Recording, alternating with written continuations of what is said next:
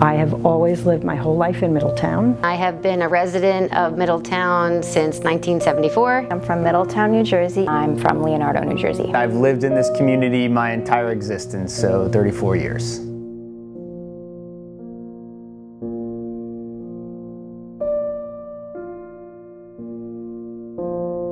It's amazing how much they actually know. They come into the schools and they don't really ask questions, but they know what happened. They're aware of terrorism. They're aware of this cruel attack. I had a student last year who actually said to me his father worked in the Trade Center but did not go to work that day. And his next breath was, I would not be born right now. I would not be here. And it's just weird to think of. I was 11 years old when it happened. These kids are 11 years old and they didn't live through it, but they know so much about it.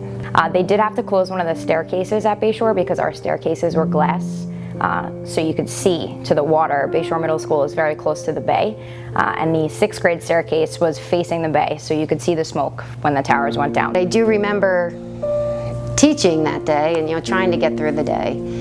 What I would really hear is, why would anybody do something like this? And it's unfortunate that as a teacher you don't have the answer to that question, but there's conversations to be had about why these things happen. I teach math. If the answer to any math problem is 911, we get silence in the room and I tell them it's just a number. It's amazing how quickly you can just turn something into a page in a history book or an online picture of those buildings falling, burning and falling. As a history teacher, I was sure to discuss 9/11 with my students, not only on 9/11, but when it was relevant at other times as well. There are students, that I had that were born in 2001. They don't really, they have no idea what it was. They weren't there to experience that. It's weird to me to think that, I learned about all these things that made the United States what it is today, and they're going to be learning